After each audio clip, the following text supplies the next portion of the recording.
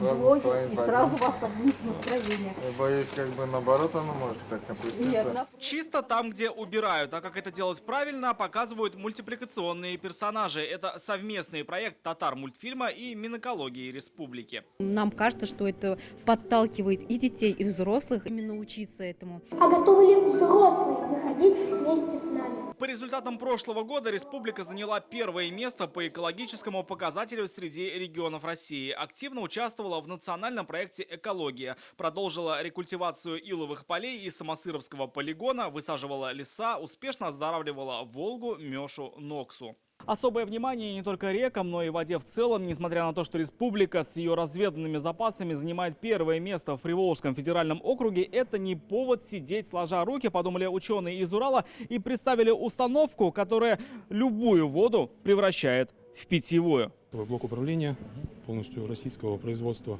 Установка из полностью отечественных комплектующих работает с нашими же реагентами и заменяет традиционное жидкое хлорирование автоматизированным. Данная установка, конкретный экземпляр, может обеспечить качественной безопасной водой население, город с населением до 250 тысяч человек. Компания предлагает ставить такие в Татарстане, начать с Елабуги. Таких примеров больше набрать, чтобы потом уже на опытную промышленность можно испробовать. Тем более проблема актуальна для республики. Здесь отмечают, в ряде районов не справляются очистные. Точнее, за ними не смотрят и не эксплуатируют должным образом. Как заметил Рустам Нигматуллин, это ответственность глав районов. Коллеги, мы тратим серьезные бюджетные средства как на строительство новых, реконструкцию старых, реновацию старых очистных сооружений.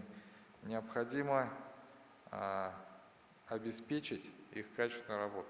Качественной работы требует и мусорная реформа, а точнее вывоз мусора. Как заметил министр экологии, за год инспекторы обнаружили и ликвидировали около 4000 несанкционированных свалок. В городах в свалки все чаще превращались мусорные контейнеры в западной зоне республики. За них отвечает регоператор УК по ЖКХ. Это же предприятие оказалось виновником негативного запаха в районе ЖК Салават-Купыре.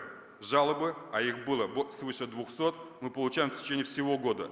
Считаем, что для решения этих вопросов нужно пересмотреть не только систему и график вывоза ТКО, но, возможно, и деятельность этого рекоператора. Другой болевой для экологии точкой в прошлом году стала незаконная добыча природных ресурсов. Только на автомобильной дороге, такие как М12, М7, Шали-Бавлы, в 2022 году, по данным Минтранса Республики, использовано более 10 миллионов тонн строительного песка и песчано-гравийных пород.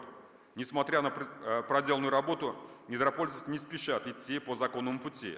Особой проблемой считают так называемые дноуглубительные работы, под видом которых на самом деле осуществляется кража. Рустам Нигматуллин отметил, в этом году нужно продолжить ревизию запасов подземных вод республики, а также плотнее заниматься качеством атмосферного воздуха. Один из первых и важных шагов – подписание министерством соглашения с Казань-Рохсинтезом и компанией «Сибур». Подписано 20 января. Документ подразумевает установку на предприятии станции проверки качества воздуха и передачу данных в Минэкологии. Это говорит, в первую очередь, об открытости. Не только экологоориентированности, это говорит об открытости наших промышленных предприятий. В завершении отметили, в этом году нужно вновь обратить внимание на свои ресурсы, рациональнее использовать минералы и сырье, а также должным образом контролировать добычу полезных ископаемых. Рамиль Шайдун, Данил Филатов, ТНВ, Казань.